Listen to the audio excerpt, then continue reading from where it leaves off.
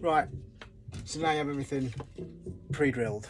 What I didn't say on the last video is the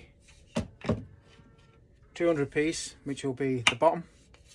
What I do is I pre-drill as well to fix the bottom onto the bird box. All I do is I measure sort of 20 mil in and then 100 mil from there to there, and that hits the bird box just right. So basically I eye that one in that I know they'll be okay, then 100 mil from there to there, pilot there. Obviously you've got to remember your guideline of where your timber is going to get, and that's basically rule of thumb where it wants to be.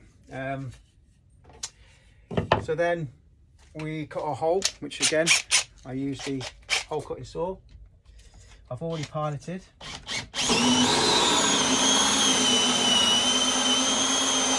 cut all the way through.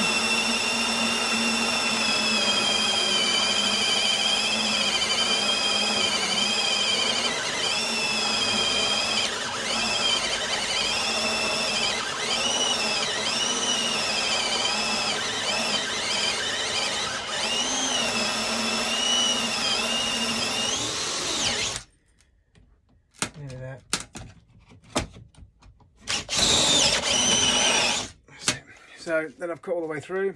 You have to be a bit careful because obviously that gets hot.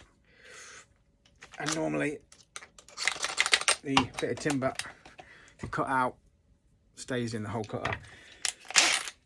Cut that out, and then you've got your hole. I like going all the way through rather than going from the back side to the front side because it leaves less burrs in the middle. Goes through a lot neater.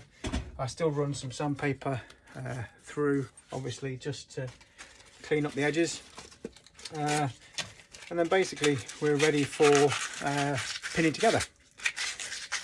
What I noticed on YouTube is obviously people saying you can make X amount of money and it takes you this long, and you got to be careful with that. I mean, the thing is, if you can start from a hobby point of view, see what works, see what people want, it'll put you in better stead than jumping straight in and thinking you're going to get X amount for your projects. You know, in hindsight, it's great. You'll get decent amounts of money for things, but you'll only get what people are prepared to pay. And like I say, if you can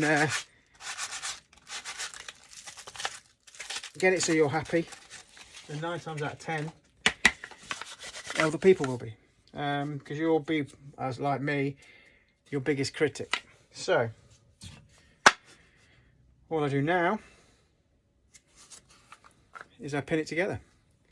Again, not the dearest pin guns in the world. I think it was Amazon, with a relatively small compressor. And then what I'll do is I'll pin it together and show you that.